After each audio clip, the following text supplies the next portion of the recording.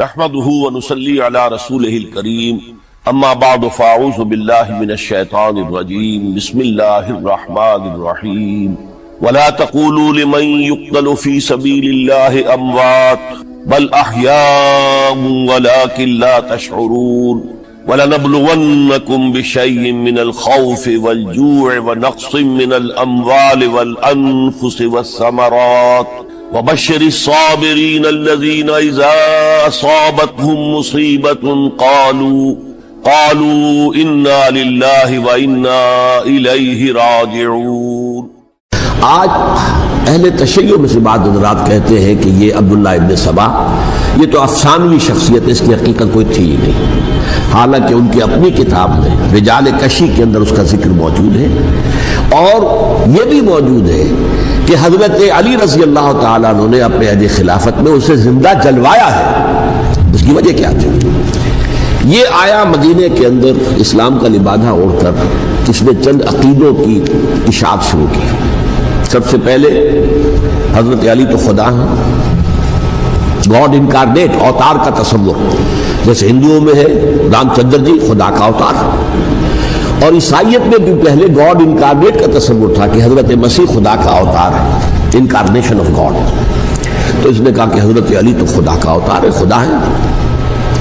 Number دو، اس نے کہا کہ ہر نبی کا ایک وصی ہوتا ہے جس کے حق میں وہ وصیت کرتا ہے، تو حضور صلی اللہ علیہ وسلم کے وصی حضرت علی ہیں، لہذا خلیفہ تو اول روز سے حضرت علی ہے، حضرت ابو بکر، حضرت عمر، حضرت عثمان یہ تو غاصب ہے، اور حضرت عثمان کی خلافت تھی اس وقت تو خاص طور پر۔ پھر اس نے جو قبائلی عصبیت تھی اسے بھڑکایا۔ پرانی جو عصبیت چل رہی تھی قریش کے اندر، وہ دو گھرانے ایک دوسرے کے مد مقابل تھے۔ دیکھیے، ایک ہوتا ہے قبیلہ، ایک ہوتا ہے گھرانہ۔ ہمارے پنجاب میں ایک قبیلہ ہے وٹو قبیلہ، اس کے گھرانے بہت سے، مانے کے، لالے کے، سجے کے، شامت کے، یعنی کوئی لالا تھا ان میں سے بڑا، ان کے بیٹے ہو گئے لالے کے، ان کی اولاد، خاندان یہ کہلاتے ہیں۔ قبیلہ ایک، یہ وٹو قبیلہ۔ تو قبیلہ تھا قریش، اس میں گھرانے بہت تھے، بنو ہاشم، بنو امیہ، بنو تیم، بنو عدی، یہ بہت سے گھرانے تھے۔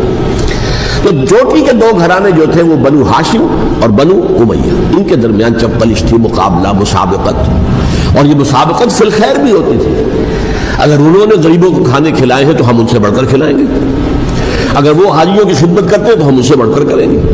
تو ان کے اندر یہ مسابقت فی الخیر بھی تھی، لیکن چپلش تھی کہ کوئی ہم سے آگے نہ نکل جائے، وہ سمجھتا تھا وہ آگے نہ نکل جائے۔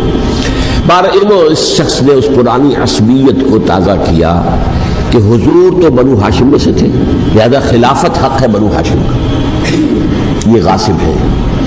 اس سے پہلے دو خلفاء جو تھے وہ نہ بنو ہاشم سے تھے نہ بنو امیہ سے تھے۔ حضرت ابو بکر بنو تیم میں سے تھے، چھوٹا قبیلہ تھا۔ حضرت عمر بنی عدی میں سے تھے، وہ بھی چھوٹا قبیلہ تھا۔ یہ حضرت عثمان پہلے خلیفہ جو بنو امیہ میں سے تھے، جن کی پرانی چپکلش بنو ہاشم سے تھی۔ اب اس کو موقع مل گیا کہ پرانی قبائلی عصبیت کو بھڑکایا۔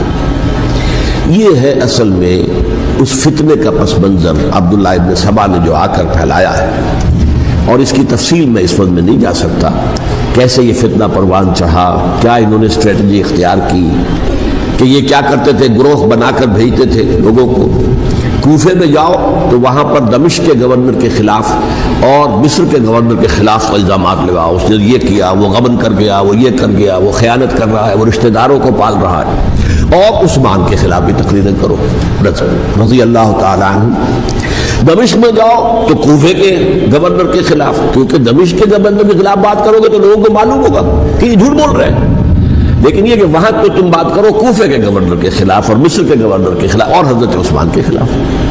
مصر میں جاؤ تو بات کرو کوفے کے اور شام کے گورنر کے خلاف اور حضرت عثمان کے خلاف۔ یہ انہوں نے ایسا اٹھایا، اور اس زمانے میں آپ کو معلوم ہے ذرائع رسل و رسائل تھے نہیں، نہ اس فتنے کی پتہ چل سکا جب تک کہ وہ فتنہ جو ہے پوری طرح برگو بار لا کر تراور درخت نہیں بن گیا۔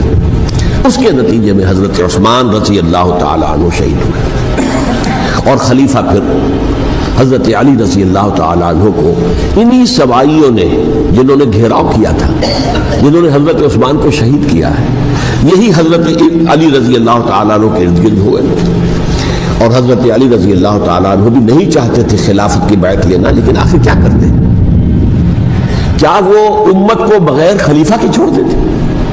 حضرت زبیر سے کہا گیا، انہوں نے نہیں مانا، رد کر دی بات۔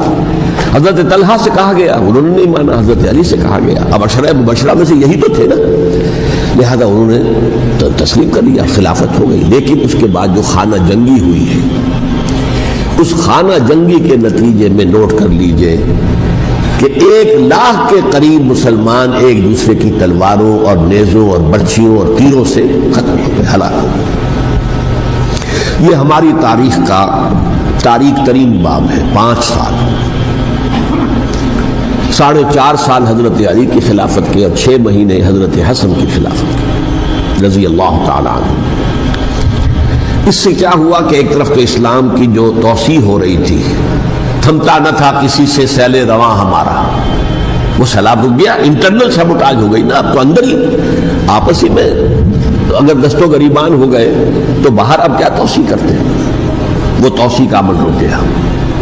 اور یہ سمجھیے کہ جیسے ٹرک اگر کبھی چل رہا ہو، بھرا ہوا ہو، لوڈنگ، اور وہ چڑھائی چڑھ رہا ہو، تو اگر کہیں موشن ٹوٹ جائے، ٹرک کو رکنا پڑے، تو ڈرائیور کے جان پر بن جاتی، اس لیے کہ اس کو دوبارہ سٹارٹ کرنا، اور جبکہ وہ چڑھائی پر ہے، انکلائن پر ہے، آسان کام نہیں ہوتا، خطرہ ہوتا ہے وہ پیچھے جو ہے وہ نہ جائے۔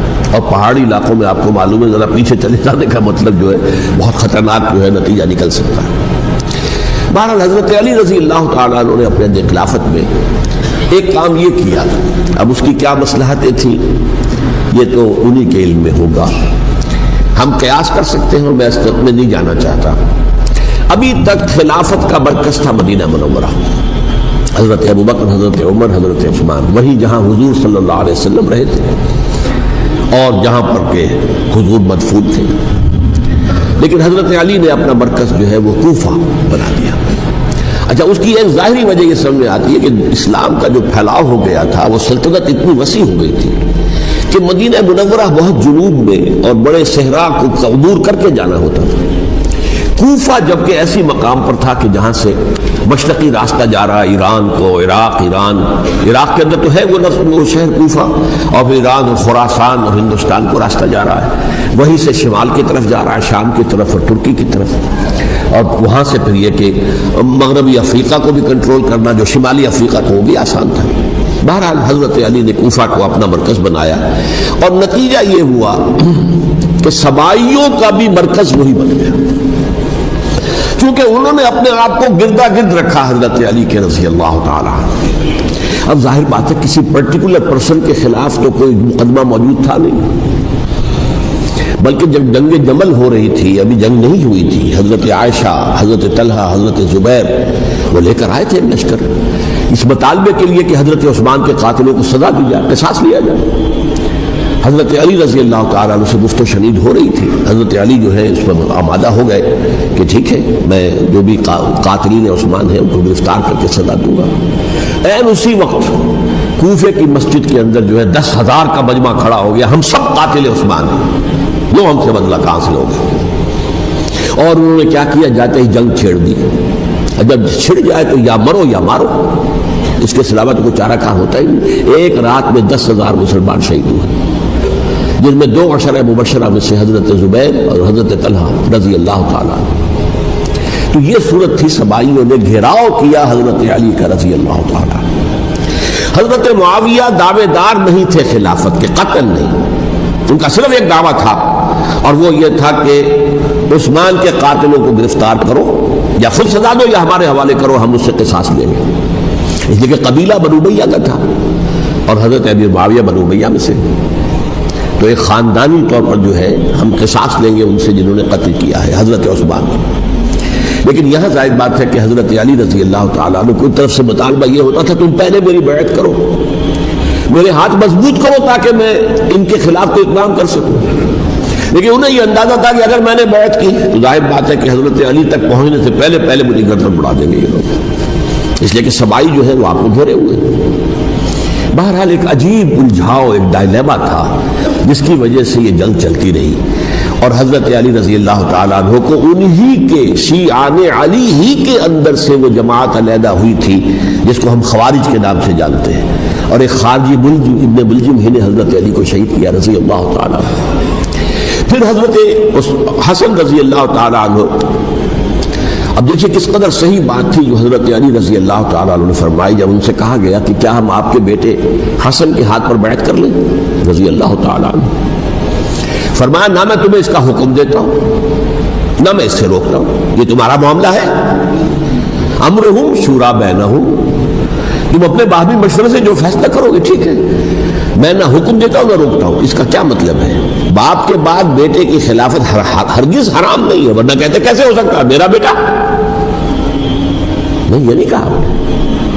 حضرت عمر سے بھی کہا گیا تھا کہ اپنے بیٹے کو نامزد کر دیں، عبداللہ ابن عمر کو. تو انہوں نے جواب میں کیا کہا؟ اسے تو طلاق دینی بھی نہیں آتی. انہوں نے اپنی کسی زوجہ کو طلاق دی تھی اور اس میں جو صحیح ترین طریقہ ہے وہ اختیار نہیں کیا تھا.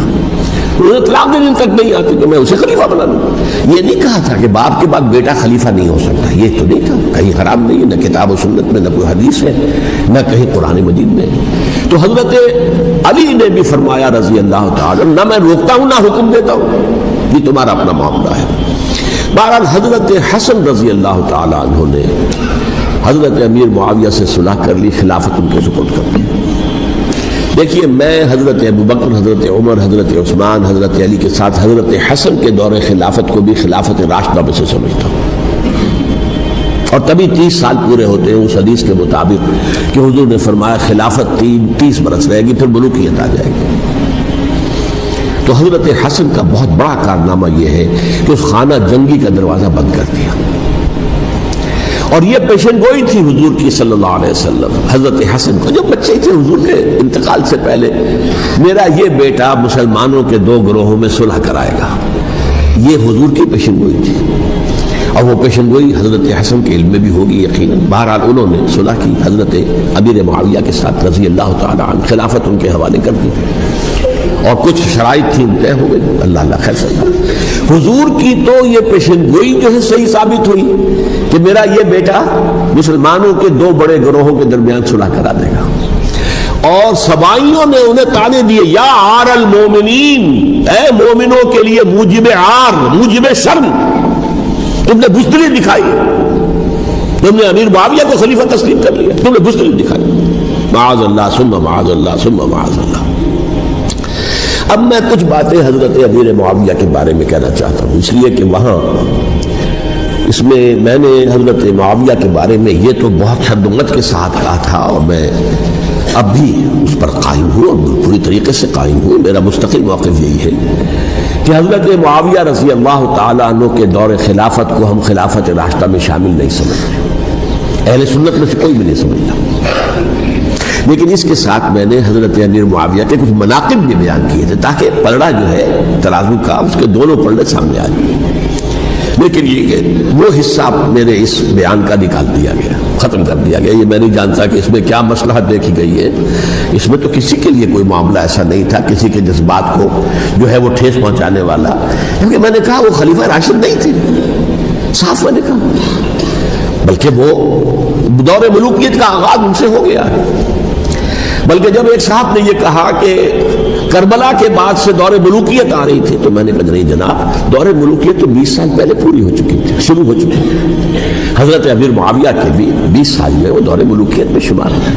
انہیں کسرى العرب بھی کہا گیا، عرب کے کسریٰ جو شہنشاہ ایران کا خطاب تھا، حضرت معاویہ رضی اللہ تعالیٰ عنہ کو کسرى العرب کہا گیا، عرب کا کسریٰ یہ. لیکن دوسری طرف یہ ہے کہ وہ صحابی رسول ہے رضی اللہ تعالیٰ، حضور کے برادر نسبتی بھی ہیں، حضور کے سالے ہیں.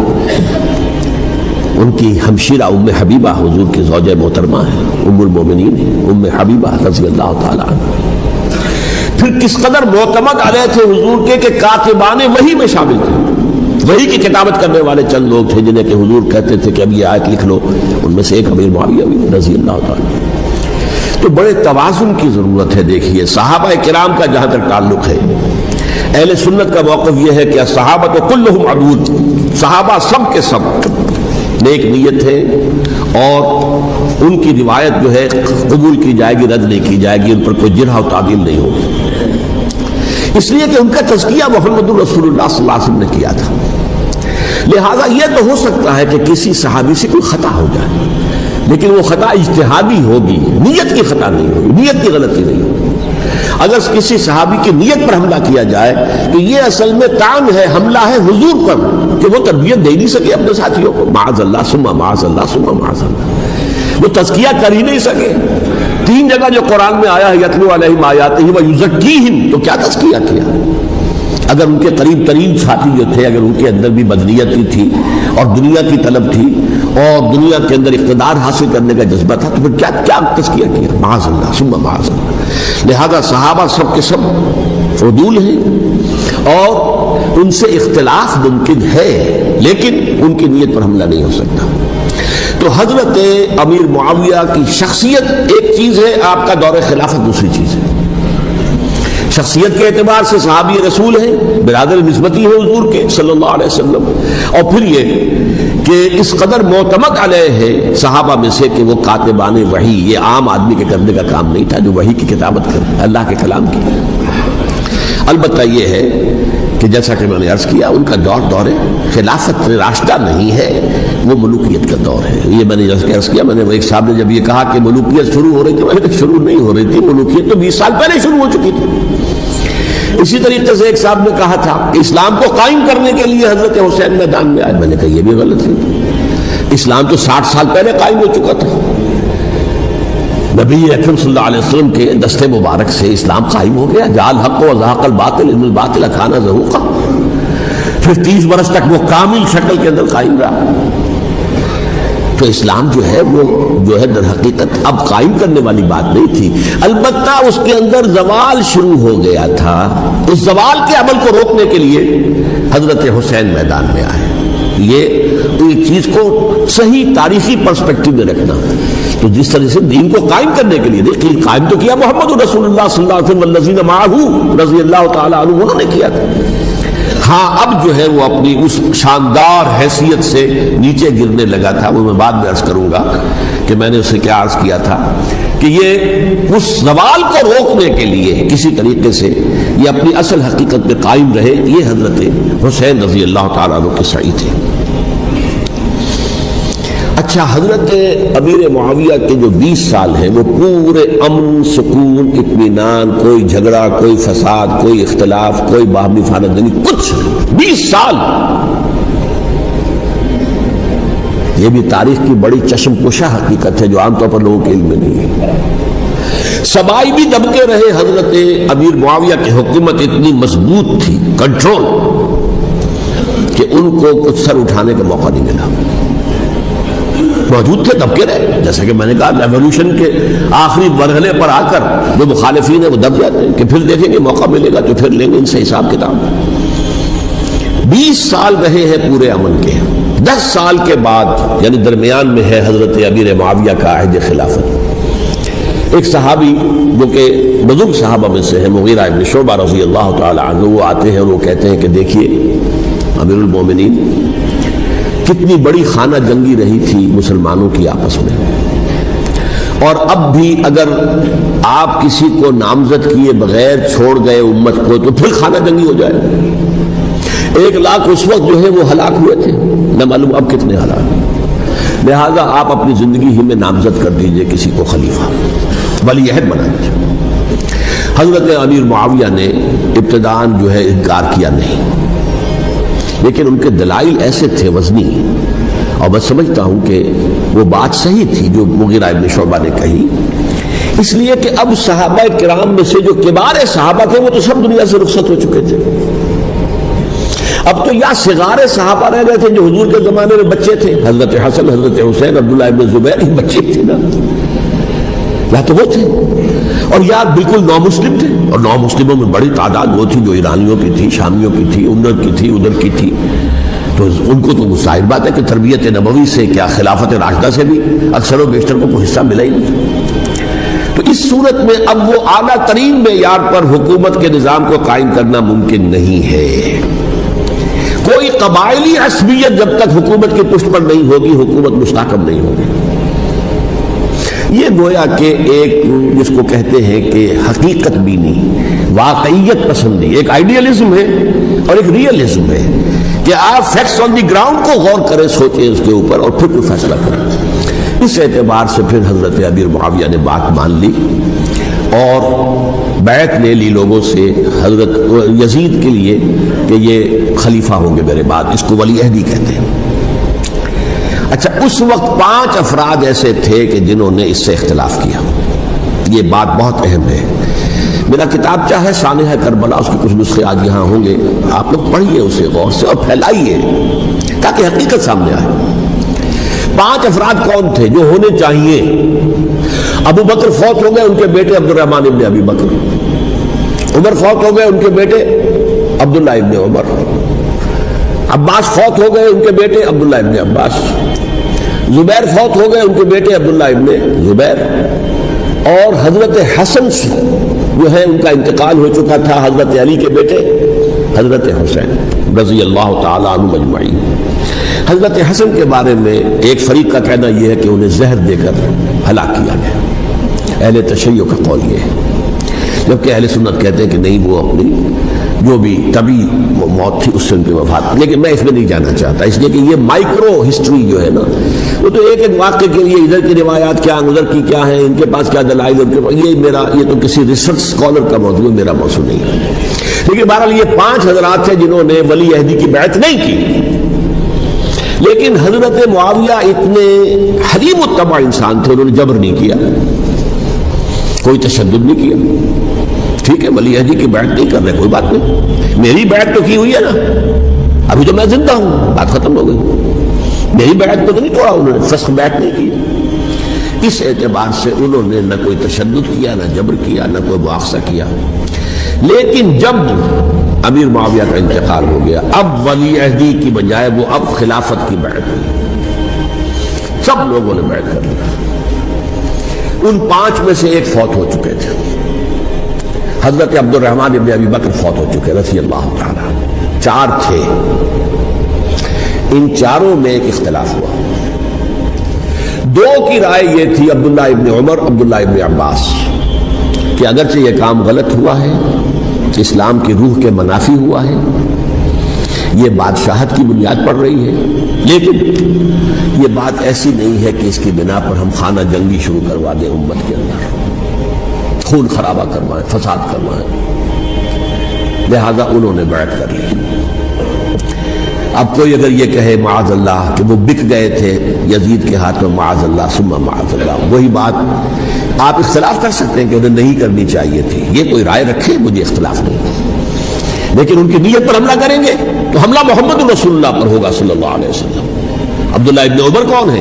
کتنی حدیثیں ان سے جو ہے وہ منقول ہیں۔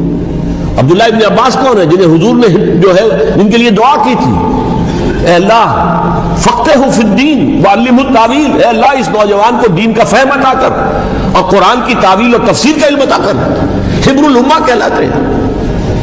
وہ کہیں پیسوں اور ٹکوں کے عوض بک جانے والے نہیں تھے، انہوں نے امت کی مصلحت دیکھی، نیت جو ہے اس پر حملہ نہ کیجیے، البتہ اختلاف کا حق آپ کو حاصل ہے۔